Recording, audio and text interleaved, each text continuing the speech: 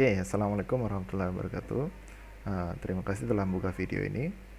Saya harap sebelum menyaksikan ini teman-teman sudah menyaksikan ya part sebelumnya, yaitu tentang macam-macam cara untuk memisahkan campuran. Jadi pada part kali ini atau video kali ini kita akan lanjut ya, mengenai perubahan fisika dan perubahan kimia. Jadi dalam kehidupan kita sehari-hari itu kita erat kaitannya dengan perubahan fisika dan kimia. Seperti tadi ada di gambar ya, itu waduh, mana ini, bentar ya. Jadi pada ini ada es. Nah, es itu kita sering ya minum minum es buat jus, mungkin buat sirup dan lain sebagainya. Nah, itu ada ternyata termasuk perubahan fisika atau perubahan kimia. Nanti kita akan bahas dalam pertemuan kali ini. Oke, sebelum itu kita harus kenal dulu apa sih perubahan fisika, apa sih perubahan kimia. Nah, perubahan fisika adalah perubahan zat di mana tidak terjadi atau tidak menghasilkan zat baru yang berbeda dari zat mula-mula. Nah, contohnya apa? Contohnya tadi es itu. Nah, es itu kan mau dalam keadaan ya tadi es, mau dalam keadaan mencair atau dalam keadaan jadi gas, uap gitu. Itu semuanya sama-sama tersusun dari H2O. Sama-sama tersusun dari air itu sendiri gitu. Tersusun dari air. Hanya bentuknya saja yang berbeda. Tapi dia zatnya tetap sama. Sehingga dia termasuk perubahan fisika.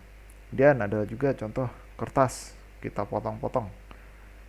Kertas yang besar kita potong jadi kertas yang kecil-kecil. Nah, itu ya sama aja, namanya tetap kertas, hanya ukurannya berbeda. Nah, ini kan dia berarti tidak menghasilkan zat baru. Dan ada juga lilin meleleh ketika dibakar. Ya, lilin meleleh, ya, kalau kita susun lagi bisa dipakai lagi. Itu artinya dia ya sama saja, tetap merupakan lilin gitu. Hanya saja dia sempat berubah dari padat mencair, tapi kan padat lagi. Dia itu namanya perubahan fisika. Nah, jadi ini ya, ciri-cirinya adalah ini, ciri-ciri paling gampangnya ya, dia ya peristiwa menguap, mengembun, mencair, membeku, menyublim, dan melarut. Itu adalah perubahan-perubahan fisika. Kemudian ada perubahan kimia.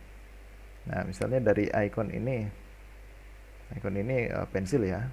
Nah, misalnya pensil kita bakar nih, pensil kita bakar, dia akan jadi warna hitam ya, warna hitam, jadi baunya berbeda juga. Itu namanya adalah karbon, abu itu karbon ya.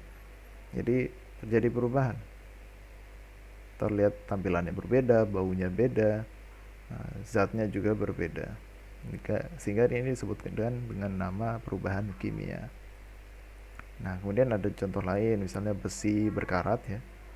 Besi berkarat, mungkin karena kena asam ya, kemarin masih ingat mungkin, asam kan bersifat korosif. Besi berkarat, mula-mulanya mengandung unsur Fe, namun setelah bereaksi dengan oksigen 2 darah, besi tersebut menjadi Fe2O3. Jadi karena bereaksi dengan udara dia menjadi berkarat begitu. Nah, tadi kita udah bahas ikon perubahan kimia pensil ya yang dibakar. Kalau yang tadi perubahan fisika kan belum kita bahas ya. Nah, ini awan. Nah, apa hubungannya? Ya kayak tadi, ini terkait dengan proses menguap ya. Jadi awan kan tersusun dari air-air yang menguap, terus menyatu di atas menjadi kristal es, dan menjadi awan gitu. Ya, itu sebenarnya sama aja, dia H2O juga, hanya berbeda bentuk saja. Tapi bukan zat yang baru, tetap zat yang sama. Oke. Nah, ciri-ciri perubahan kimia apa aja? Nah, jadi fisika dan kimia tadi kita udah lihat ya contoh-contohnya, pengertiannya. Nah, ciri-cirinya apa? Ciri-cirinya untuk yang perubahan kimia, tidak terbentuk zat baru, ya sudah pasti. Kemudian dia reversible.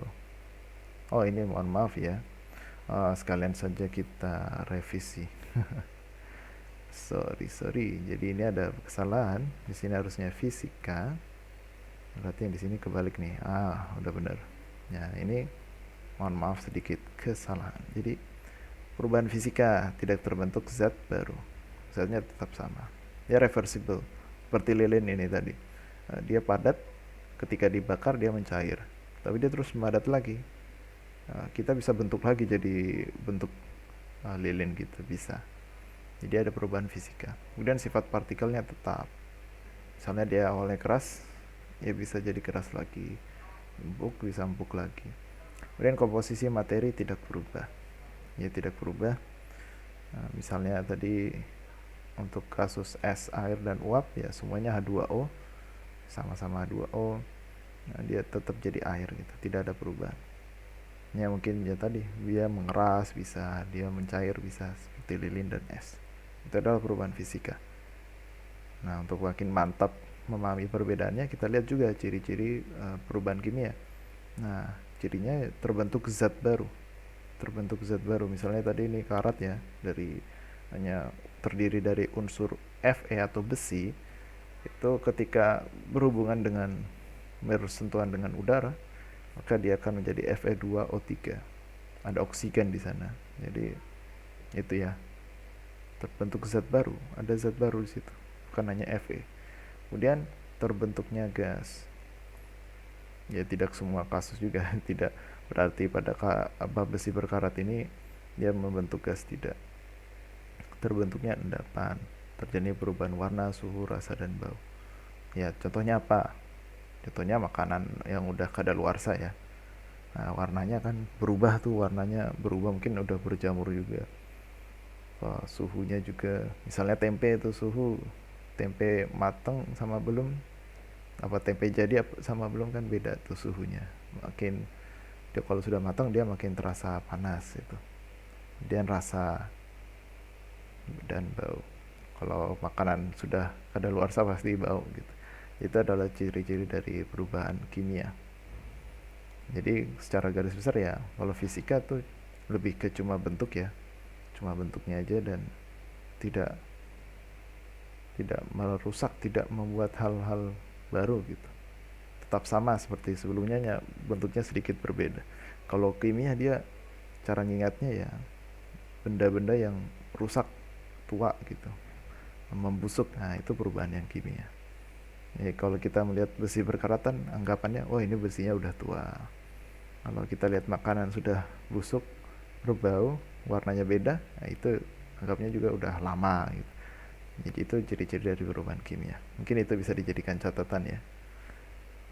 Baru kepikiran juga. Tapi saya rasa itu bagus untuk diingat-ingat. Oke, saya rasa itu ya untuk video part kedua. Lebih pendek ya dari part sebelumnya karena ya memang bahasanya lebih sedikit. Tapi bukan berarti kita bisa menganggap remeh. Jangan sampai seperti itu. Jadi silahkan kalau video ini ya, part 1, part 2 bisa ditonton. Nah, kalau dirasa sekali nonton kurang cukup, bisa nonton lagi. Kalau dirasa materi yang disampaikan oleh guru kurang menarik, kurang luas, boleh cari di luar Google. Di Google kan banyak juga, di YouTube juga banyak, jadi silahkan boleh dicari-cari, di buku juga bisa ya. Nah, silahkan ya, itu bisa untuk kreatif dalam mencari bacaan. Kemudian saya rasa itu untuk video kali ini. Silakan nanti bisa bertanya, bisa melalui chat room maupun WhatsApp group.